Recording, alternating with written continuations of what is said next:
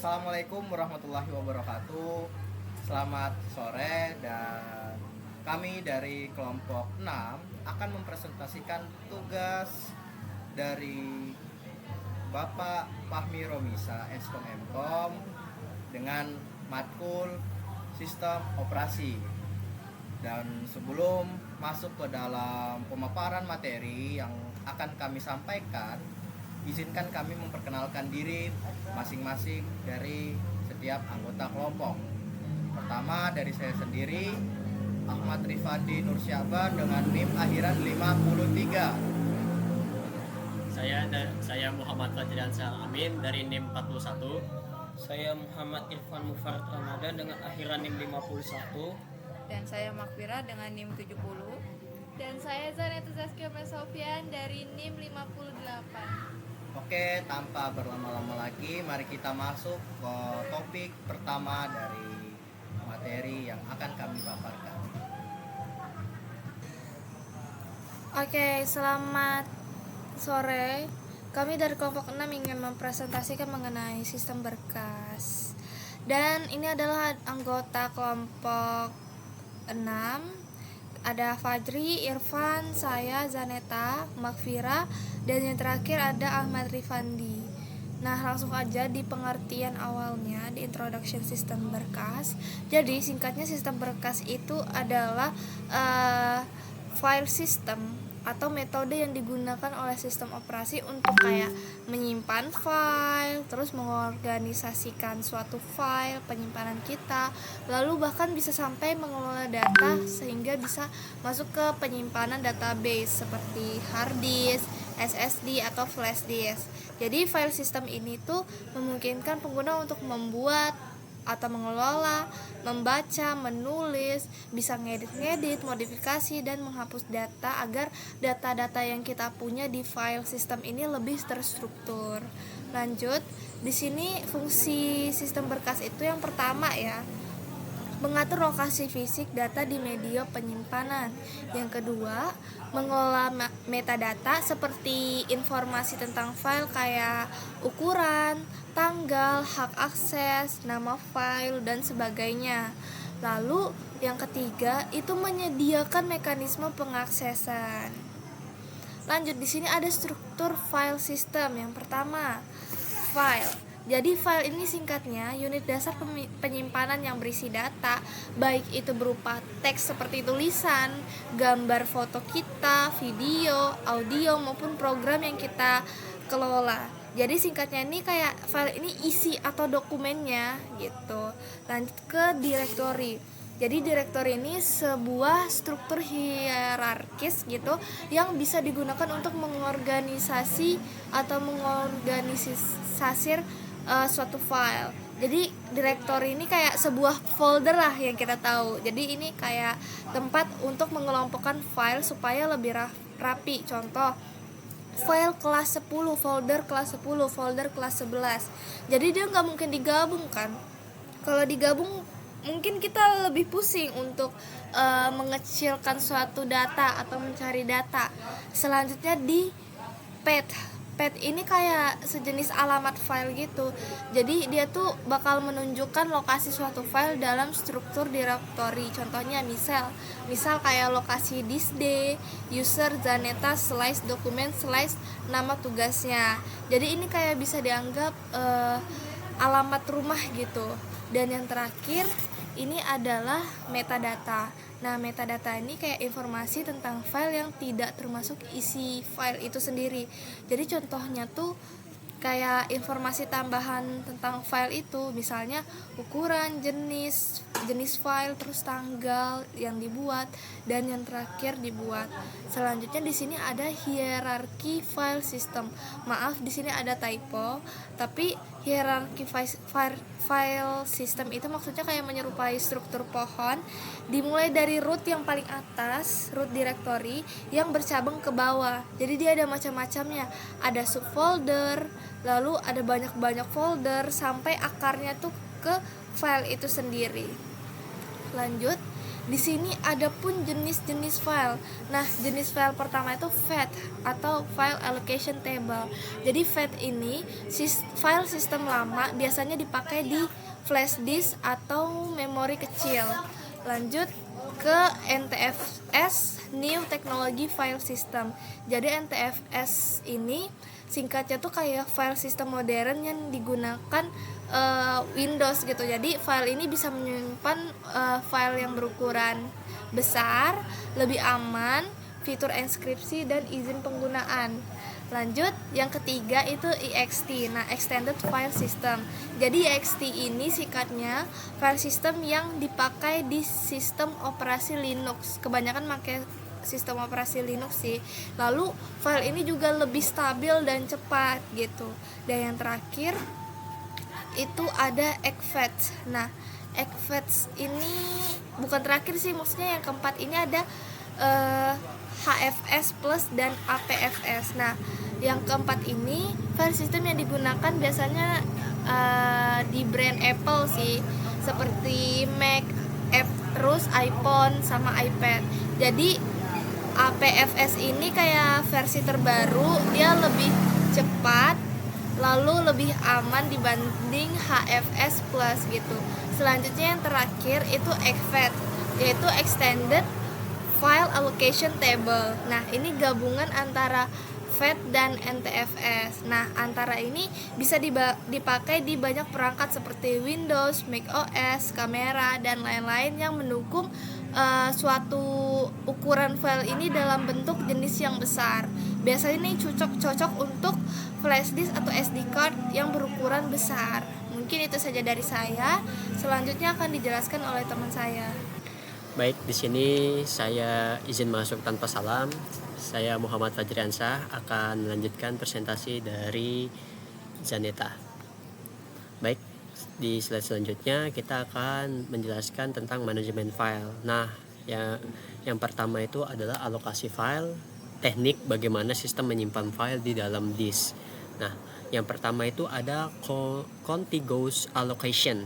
File disimpan berurutan dalam blok disk. Nah, itu kegunaannya itu cepat diakses, tapi bisa sulit jika ruang kosong tidak berurutan. Lalu yang kedua itu ada link allocation, yaitu file disimpan di blok terpisah. Tiap blok punya pointer ke blok berikutnya. Nah, tujuannya itu manfaatnya itu fleksibel, tapi akses lebih lambat. Jadi link allocation ini fleksibel ya, tapi lambat gitu untuk diaksesnya. Lalu yang ketiga itu ada index allocation. Nah, definisinya itu sistem membuat indeks yang berisi daftar lokasi blok file. Nah, manfaatnya itu lebih cepat dan fleksibel, tapi butuh ruang tambahan untuk indeksnya. Jadi kelebihannya itu punya filenya itu lebih cepat dan fleksibel, tapi perlu ruang tambahan untuk menyimpan filenya gitu. Lalu yang kedua ada manajemen ruang kosong, free space management. Free space management ini adalah sistem harus tahu blok mana yang kosong agar bisa dipakai. Jadi kalau di dalam sebuah folder itu, misal dalam folder kita harus tahu nih, sistemnya tuh harus tahu di mana tempat yang kosong untuk menyimpan filenya begitu. Lalu yang selanjutnya tuh teknik umum bitmap, linked list, atau grouping. Jadi ada teknik umumnya yang digunakan dalam manajemen ruang kosong ini. Lalu selanjutnya ada fragmentasi. Fragmentasi ini dibagi menjadi dua, internal fragmentation dan external fragmentation. Nah, saya bahas yang internal fragmentation dahulu. Fragmentation itu adalah ruang terbuang di dalam blok yang alokasi, misalnya file lebih kecil dari ukuran bloknya. Jadi kayak ada ruang terbuang lah dari sebuah room atau ukuran bloknya itu, yang ada masih ada space sisa dari kita menyimpan file di dalam blok tersebut. Nah, lalu yang kedua itu external fragmentation. External fragmentation ini adalah ruang kosong. Ruang kosongnya ada, tapi tersebar tidak berurutan, sehingga tidak cukup menampung file besar. Jadi ruang kosongnya tuh ada di setiap blok, tapi tersebar tidak berurutan. Jadi ruang kosongnya ini ada tersebar, jadi tidak jadi satu, menjadi ruang satu kesatuan. Jadi karena ruangnya ini terpisah dan tidak berurutan, itu yang ngebuat file besar tidak bisa masuk ke dalam blok tersebut. Oke, lanjut. Di sini saya ada peranan file, sistem, dan sistem operasi. Nah, yang pertama itu ada mengatur hak akses, kedua keamanan data, yang ketiga efisiensi penyimpanan. Nah, yang pertama mengatur hak akses. Nah, mengatur hak akses itu menentukan siapa yang membaca, menulis, dan mengeksekusi file. Contohnya, file di Linux bisa diatur permission RWX untuk owner, group, and others. Lalu yang kedua tuh keamanan data. Nah, keamanan data ini melindungi file dari akses ilegal atau kerusakan. Bisa melalui enkripsi, password, atau kontrol akses. Lalu yang ketiga, efisiensi penyimpanan, yaitu mengatur ruang penyimpanan supaya tidak boros dan memanfaatkan teknik alokasi dan manajemen ruang kosong agar digunakan secara optimal. Oke, baik. Selanjutnya akan dijelaskan oleh teman saya. Baik, untuk selanjutnya itu di bagian perbandingan jenis file system. Perbandingan jenis file system mempengaruhi kinerja dan keamanan sistem operasi.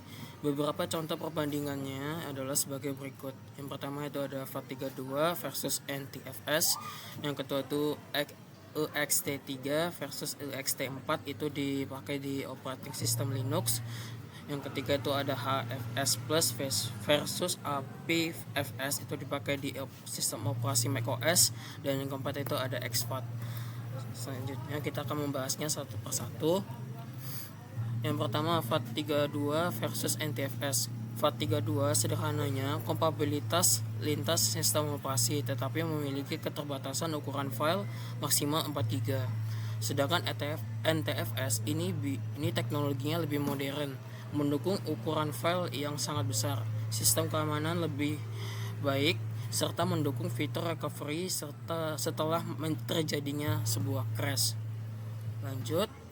Yang kedua itu ada ext3 versus ext4 yang dipakai di sistem operasi sistem Linux. ext3 mendukung journaling namun terbatas dalam ukuran file. ext4 mampu menangani file hingga ukuran terabyte, lebih cepat dan memiliki toleransi kesalahan yang lebih baik. Selanjutnya itu ada HFS Plus versus APFS yang biasanya dipakai di sistem operasi macOS.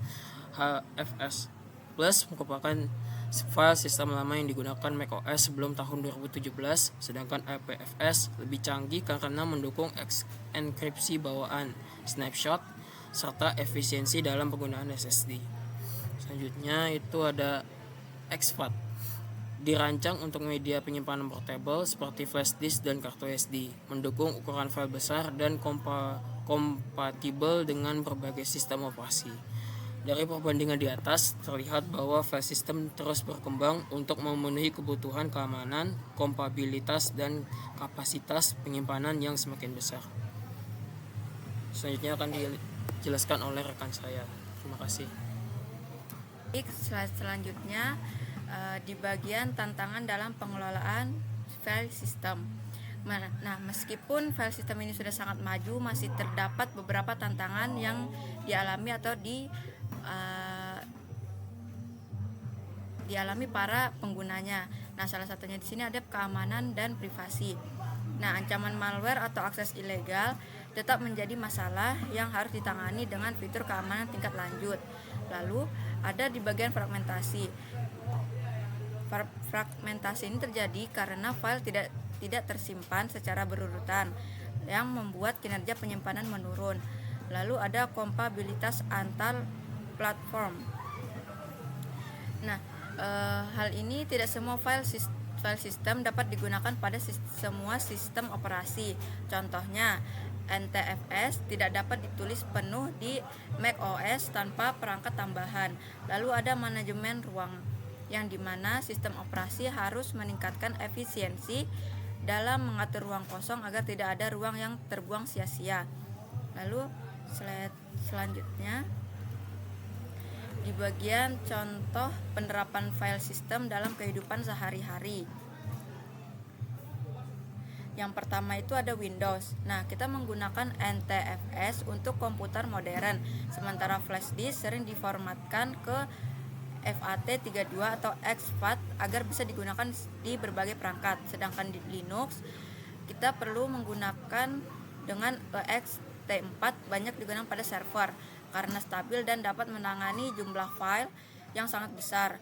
Lalu ada penerapan di macOS dengan APFS memberikan keunggulan bagi pengguna MacBook dengan SSD karena mampu menyimpan data lebih cepat sekaligus menjaga keamanan dengan enkripsi.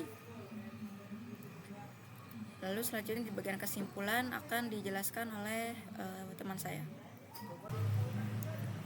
Baik, masuk di bagian saya di bab keempat. Di bab keempat mengenai dari kesimpulan dari materi yang sudah disampaikan dari awal dan sampai ke bagian kesimpulan terakhir. Sistem berkas atau file system merupakan bagian fundamental dari sebuah sistem operasi karena tidak hanya berfungsi sebagai tempat penyimpanan data, tapi juga memberikan struktur, organisasi, dan mekanisme akses agar dapat dikelola dengan baik. Tanpa adanya file sistem, data hanya akan menjadi sekumpulan bit yang tidak memiliki arti bagi pengguna. Oleh karena itu, file system menjadi salah satu elemen penting yang memastikan keteraturan dan efisiensi dalam penggunaan media penyimpanan. Terus struktur file system terdiri dari berbagai elemen utama seperti file, directory, path, metadata, dan hierarki yang membentuk organisasi penyimpanan menyerupai pohon. Keberadaan struktur ini memungkinkan pengguna untuk menyusun data sebagai sistematis memulai dari file tunggal hingga sistem direktori yang kompleks. Selain itu, keberagaman jenis file system yang digunakan pada berbagai sistem operasi juga menunjukkan bahwa setiap sistem memiliki kelebihan dan kekurangan masing-masing. FAT32 dikenal sederhana dan kompatibel lintas platform, namun terbatas dalam ukuran file. Sedangkan NTFS pada Windows lebih modern dengan dukungan keamanan, kompresi, serta pengelolaan file berukuran besar. Linux mengandalkan ext4 yang handal dalam menangani jumlah file yang sangat besar. Sementara macOS menggunakan APFS yang dirancang khusus untuk perangkat berbasis SSD dengan dukungan enkripsi tingkat lanjut. Untuk media penyimpanan portable, exFAT menjadi pilihan umum karena fleksibel digunakan di berbagai platform. Manajemen penyimpanan dalam file system juga berperan penting dalam menjaga efisiensi ruang dan kinerja sistem. Proses alokasi file, pengaturan ruang kosong, serta penanganan fragmentasi menjadi aspek utama agar media penyimpanan dapat dimanfaatkan secara optimal.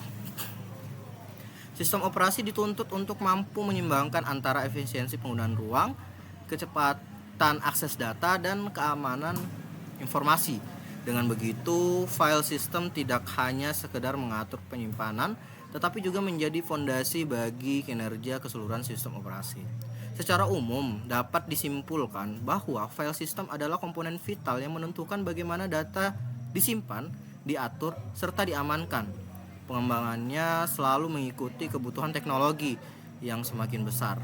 Meningkatnya kebutuhan akan keamanan data dan pentingnya kompatibilitas antar platform, pemahaman mendalam mengenai struktur jenis dan manajemen penyimpanan dalam file system.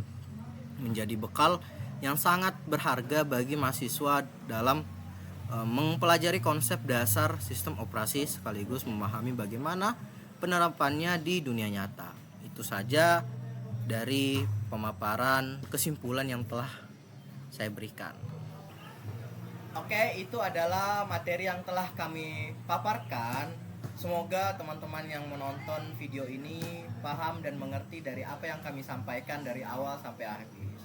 Tapi sayang sekali materi yang kami sampaikan sudah habis dan ini adalah akhir untuk pemaparan yang kami sampaikan untuk teman-teman semua. Saya Rifandi, Saya Muhammad Fadrian Salamin. Saya Irfan. Saya Makfira. Saya Zareta. izin untuk undur diri dan bye-bye. Dadah.